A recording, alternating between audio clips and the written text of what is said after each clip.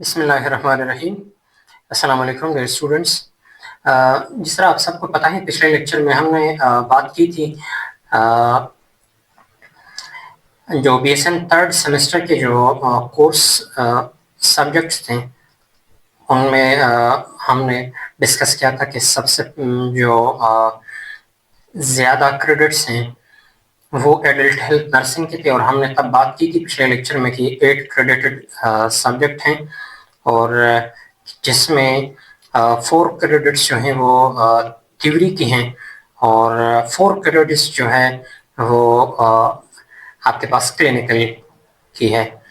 تو آج ہم اسی ٹاپک کو فردر انکریز کرتے ہوئے اور ایکسٹینڈ کرتے ہوئے، جس طرح پرومس کیا تھا کہ لیکچرز کو آگے ریکارڈ کریں گے انشاءاللہ۔ تو آج ہم ایڈلٹ ہیلتھ نرسنگ کی کورس ڈسکرپشن پہ بات کرتے ہیں۔ سب سے پہلے میں ایک چیز آپ کو بتاتا چلوں کہ جب بھی ایڈلٹ ہیلتھ نرسنگ کی بات آئے گی تو اس میں آپ کیئر پرووائڈ کریں گے، نرسنگ کیئر پرووائڈ کرو گے ایڈلٹ پیشنٹس کو۔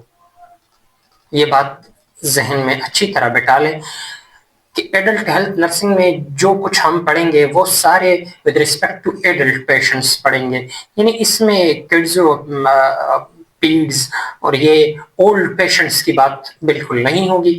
سب بات جو ہے، ساری باتیں ہم ود ریسپیکٹ ٹو ایڈلٹس جو ہے وہ پڑھنے والے ہیں۔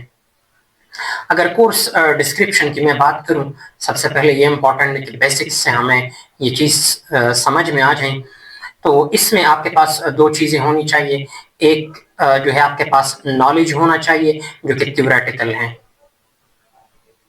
تھیوری آپ کے پاس تھیوری ہونی چاہیے، اور دوسرا جو آپ کے پاس ہے وہ اسکل ہے، یہ پریکٹیکل کام ہے، آپ کو پریکٹیکل کام بھی آنا چاہیے۔ یہ 2 چیزیں ہیں، آپ دماغ میں بیٹھا لیں کہ ڈسکرپشن میں ہمارے پاس ایک جو ہے نالج ہونی چاہیے اور دوسری اسکلز ہونی چاہیے۔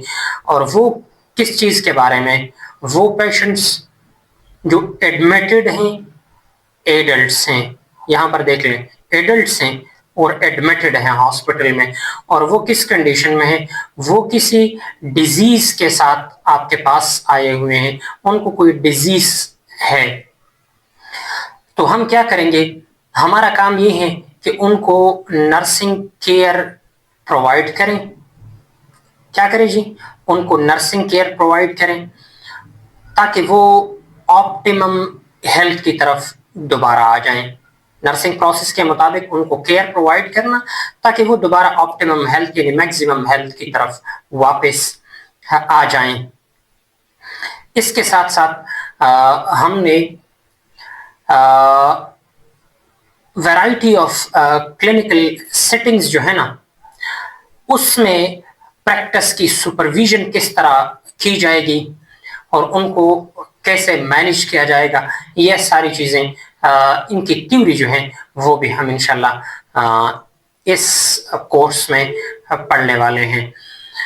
ہمارے پاس جو ڈومینز ہیں اس کورس کے، وہ 3 ڈومینز میں ہم ان ساری یہ جو ہمارے سکلز اور جو ہمارا تھیوری ہے اور پریکٹیکل ہے، اس کو ہم 3 ڈومینز میں ڈیوائیڈ کریں گے۔ ان میں سے سب سے پہلا جو نمبر 1 ڈومین ہے نا، فرسٹ ڈومین، وہ ہمارا کوگنیٹو ڈومین ہے۔ دوسرا جو ڈومین ہمارے پاس ہے وہ ہے اسکلز ڈومین۔ کون سا جی؟ Skills domain. اور تیسرا جو ہمارے پاس آئے گا ڈومین، وہ ہے active domain, sorry effective domain. یہ 3 ڈومینز ہمارے پاس ہیں۔ نمبر 1 جو ہمارے پاس سب سے پہلا ڈومین آئے گا وہ کون سا ہوگا؟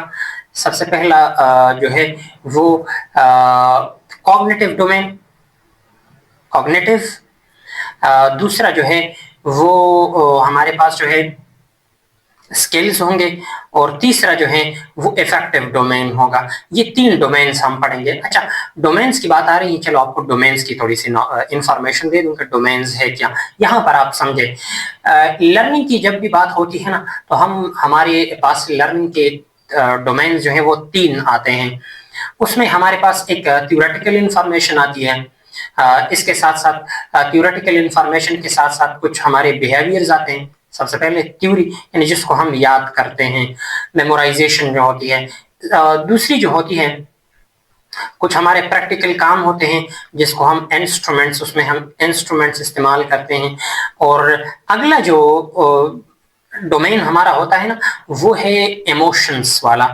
ہماری جو ایموشنز ہوتی ہیں نا وہ ایموشنل ڈومین یا تھاٹس اور فیلنگز والی جو ڈومین ہوتی ہے نا, تو یہ 3 ڈومینز ہمارے پاس آتے ہیں. اچھا, اب دیکھتے ہیں لرننگ کے 3 ڈومین. ان 3 طریقوں سے ہم لرننگ کر سکتے ہیں, فیلنگز کے ذریعے یا ایموشنز کے ذریعے یا پریکٹیکل کام کے ذریعے جس میں ہم کوئی انسٹرومنٹس وغیرہ استعمال کرتے ہیں. اور اس کے علاوہ کوئی تھیوریٹیکل انفارمیشن ہمارے پاس ہونی چاہیے اس میں. اچھا, اب آتے ہیں کوگنیٹو ڈومین. جو سب سے پہلا ڈومین تھا ہمارا وہاں پر کوگنیٹو ڈومین. کوگنیٹو ڈومین پر تھوڑی سی بات کرتے ہیں.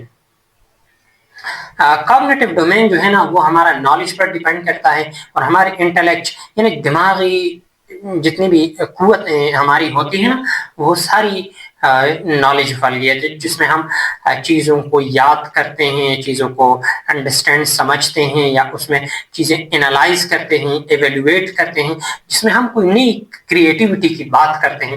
وہ ہمارے سارے کس چیز میں آتے ہیں؟ کوگنیٹو میں. اور کوگنیٹو کو میں یہاں پر ایک اور بھی سمپل الفاظ میں لکھ دوں نا, جہاں پر میں نے اوپر لکھا تھا the theoretical domain is cognitive domain.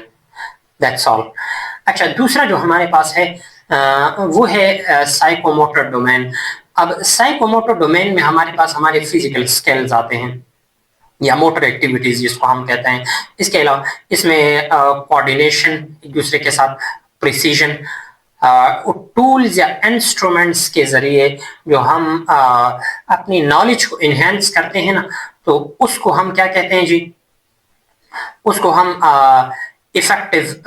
Psychomotor domain کہتے ہیں. سائیکوموٹر ڈومین اگر میں یہاں پر لکھ لوں تو وہ ہمارے پاس جو پریکٹیکل کام ہوتی ہے نا وہ سارے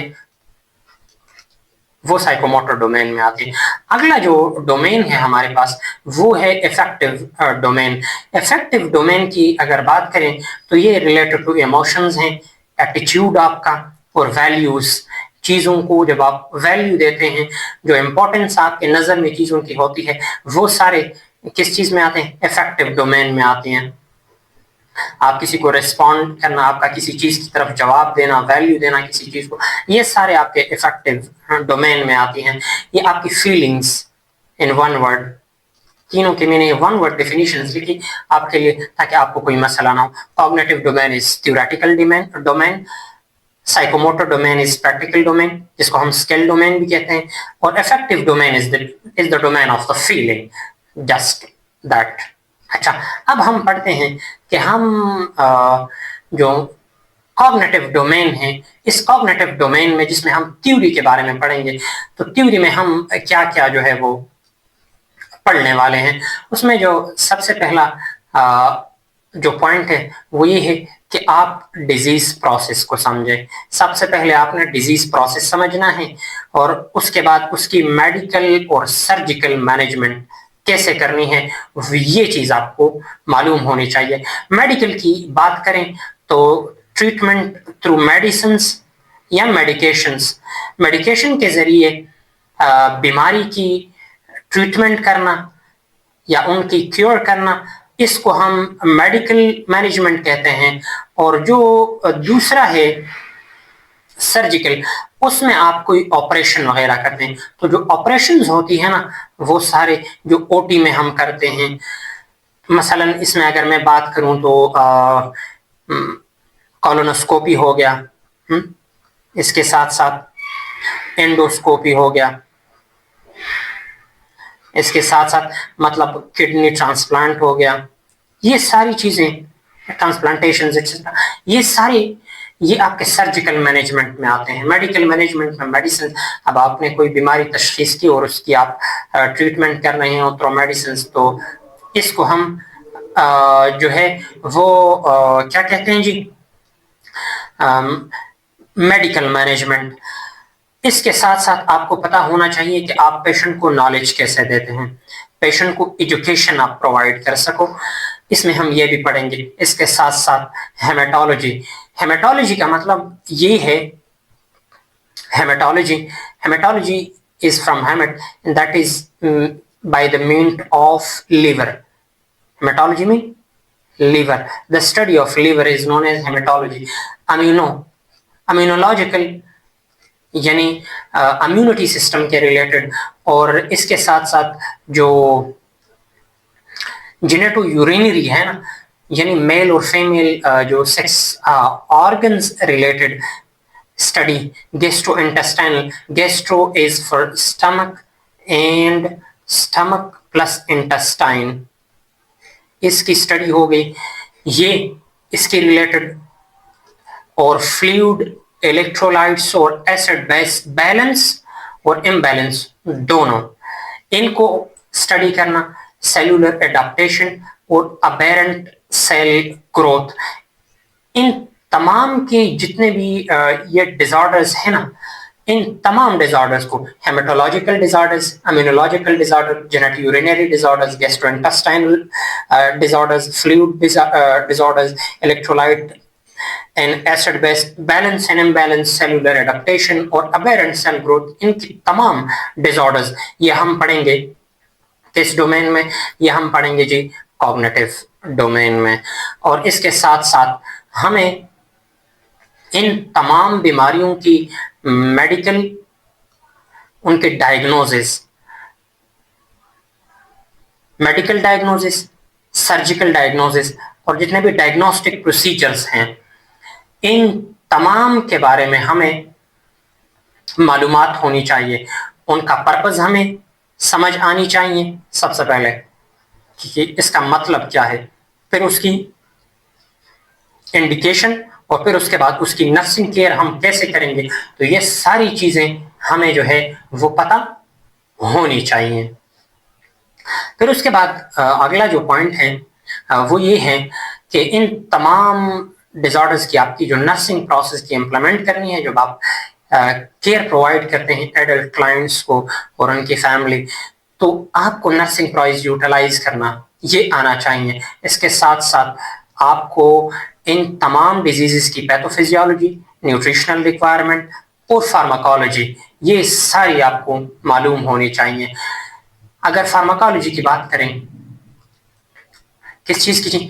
فارماکالوجی کی بات کریں تو فارماکالوجی کا مطلب یہ ہے کہ the study of drugs، آپ کو ڈرگز معلوم ہونے چاہیے کہ کس بیماری کے لیے کون کون سے ڈرگز استعمال ہوں گے۔ اس کے علاوہ نیوٹریشن میں ہم ڈائٹری ایلیمنٹس کو پڑھتے ہیں، ڈائٹ، آپ کو ڈائٹ معلوم ہونے چاہیے کہ کون سی بیماری ہے، اس کی نرسنگ کیئر میں آپ کون سی ڈائٹ اس کو پرسکرائب کریں گے۔ پیتھوفیزیولوجی میں آپ کو یہ معلوم ہونی چاہیے کہ کون سی پیتھوجنس کون سی بیماری کاز کرتی ہے، اور یا باڈی کی کون کون سی فنکشنز کو وہ افیکٹ کرتی ہے۔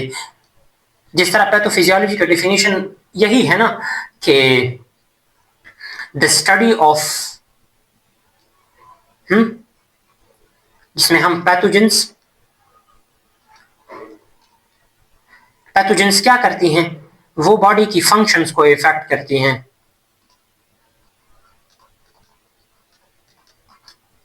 یعنی وہ اسٹڈی، یعنی وہ نالج جس میں ہم پیتھوجنس کے بارے میں پڑھتے ہیں کہ وہ باڈی کی کون کون سی فنکشنز کو امپیکٹ کرتی ہے، اس کو پیتھوفیزیولوجی کہتے ہیں۔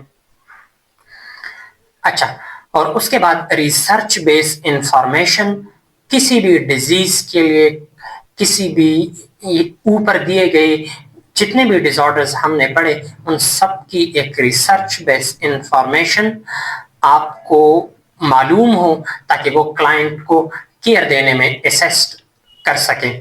اچھا، اگلا جو ٹاپک اسکیل ڈومین میں ہمارے پاس آتے ہیں، وہ سارے آپ کے پاس نرسنگ گائیڈ لائنس کے مطابق آپ کسی بھی پیشنٹ کو اسیس کر سکو، اور اس کی مینیجنگ میں گیسٹرو انٹسٹائنل ٹریکٹ ڈیزارڈرز جتنے بھی ہیں، ان کی آپ کو اسسمنٹ اور مینجمنٹ، یہ ڈیمانسٹریشن اس کی آپ کو آنی چاہیے۔ اس کے ساتھ ساتھ آپ کو الیکٹرولائٹ بیلنس اور امبیلنس ڈیزارڈرز جو ہیں ان کی اسیسمنٹ اور مینجمنٹ، اس کے بارے میں آپ کے پاس کلینکل سکلز ہونی چاہیے. اس کے ساتھ ساتھ جینیٹو یورینری ٹریکٹ کے جتنے بھی ڈیزارڈرز ہیں اس کے آپ کو کلینکل سکلز آنی چاہیے. اس کے ساتھ ساتھ ریسپیریٹری سسٹم کی جتنے ڈیزارڈرز ہیں ان کی سکلز، کلینکل سکل، اور ہیماٹولوجی کی جتنے بھی ڈیزارڈرز ہیں ان کی کلینکل سکلز، اور امیونولوجیکل ڈیزارڈرز ان کی کلینکل سکلز یہ آپ کو آنی چاہیے. تو یہ ہمارے کلینکل ڈومینز میں آگے.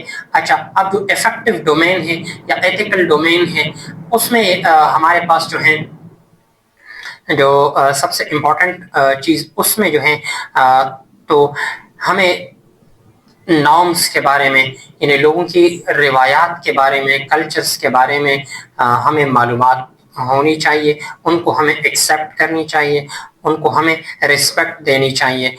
ہمبلنس ہم میں عاجزی ہونی چاہیے، اور ہمارا جو انداز بیان ہے نا وہ اس طرح ہونا چاہیے کہ وہ سارے لوگوں کے لیے سوشلی ایکسیپٹیبل لینگویج ہو ہماری، وہ چاہے پھر اکیڈیمک میں ہو یا سوشل انٹریکشنز میں آپ کے ہوں. اور اس کے علاوہ جب آپ کو کوئی مسئلہ آ جائیں، وہ چاہے پروفیشنل لائف کی ہو یا پرسنل لائف کی ہو، آپ ان تمام میں کمپیٹنٹ ڈیسیجن، یعنی اعلیٰ معیار کی آپ جو ڈیسیجن ہے وہ لے سکو. یہ تھا ہمارا آج کا ٹاپک. انشاءاللہ ڈیئرز آپ کو سمجھ آیا ہوگا. See you soon in the next lecture. Till that